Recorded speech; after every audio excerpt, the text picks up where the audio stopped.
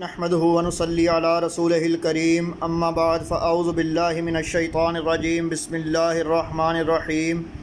تمام دیکھنے والے میرے دوست حضرات، میرے بہن بھائی جو بھی مجھے دیکھ رہے ہیں، سب کو میری طرف سے السلام علیکم ورحمۃ اللہ وبرکاتہ۔ امید کرتا ہوں ماشاءاللہ سبھی خیر و عافیت سے ہوں گے۔ نماز با جماعت ادا کرنے میں بہت لوگوں کو دشواری ہوتی ہے، اور وہ کس وجہ سے ہوتی ہے اسی چیز کو لے کر کچھ کا ہوتا ہے جی اتنا وقت نہیں ہوتا تو لمبی لمبی رکعتیں ہوتی ہیں، مولوی صاحب لمبی صورتیں پڑھتے ہیں۔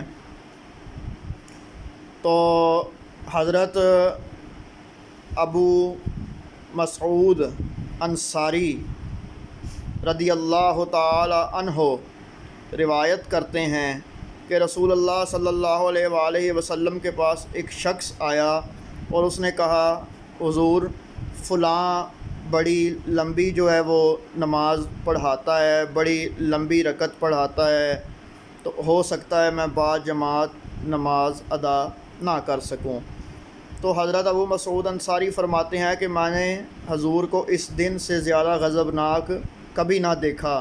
آپ نے فرمایا، لوگوں تم غیر ضروری سختی کر کے دین سے متنفر کرتے ہو، ہر رکن ہلکا پھلکا ہو، کیونکہ مقتدیوں میں کمزور، مریض اور کام کاج والے لوگ بھی ہوتے ہیں۔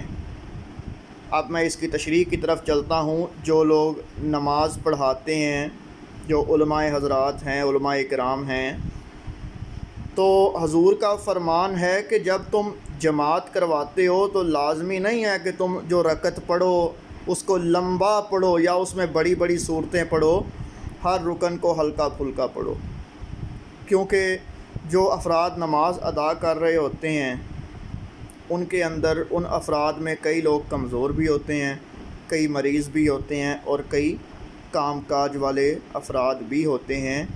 تو رکن لمبا مت پڑھو، رکعت کو لمبا مت پڑھو، آج چھوٹی صورتیں پڑھ لو لیکن پڑھو ضرور، لیکن اس چیز کا خیال رکھو کہ جو نمازی ہیں ان کے اندر کوئی کمزور بھی ہوتا ہے، کوئی مریض بھی ہوتا ہے، اور کچھ افراد جو ہیں وہ کام کاج والے بھی ہوتے ہیں۔